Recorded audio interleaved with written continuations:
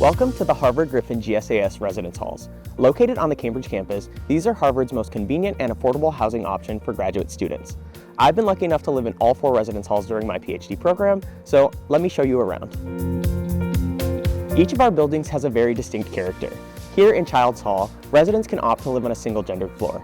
This means in the basement, male-identifying students are hosted, and on the 4th floor, female-identifying students are hosted.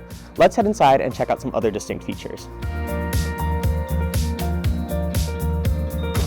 Here in Child Hall's computer lab, students from across our 4 residence halls have access to computers where they can work on their research, as well as access to a printer.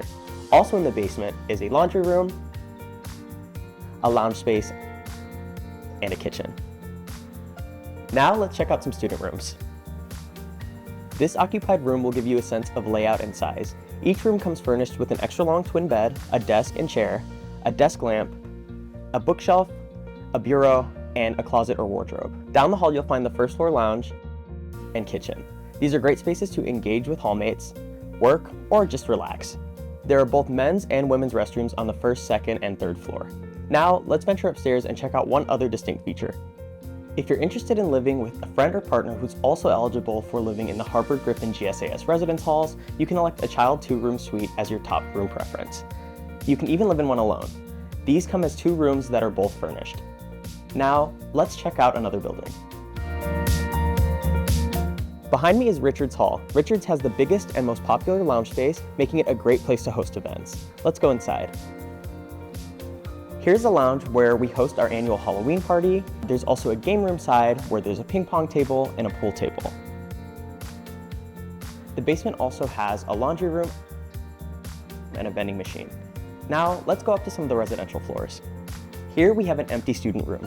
You'll notice that it's very similar to the room in Child. That's because both buildings were built by the same architect, Walter Gropius.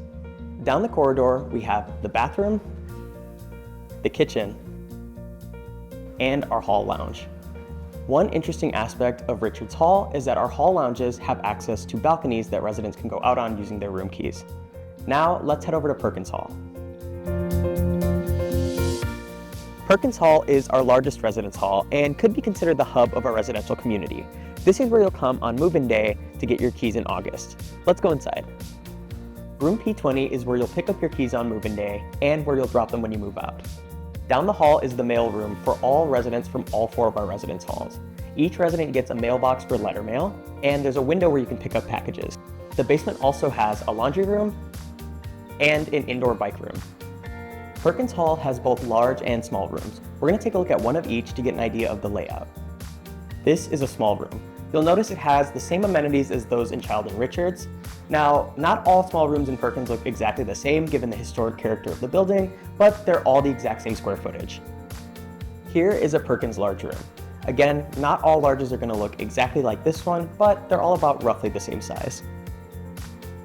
In Perkins Hall, there are 2 lounges and 2 kitchens per floor to accommodate the larger number of residents. Perkins also has an all-gender bathroom on the 2nd and 3rd floor that any resident can use. You may list this as a preference on your housing application when you apply. Now, let's venture across the street to check out our final building, Conant Hall.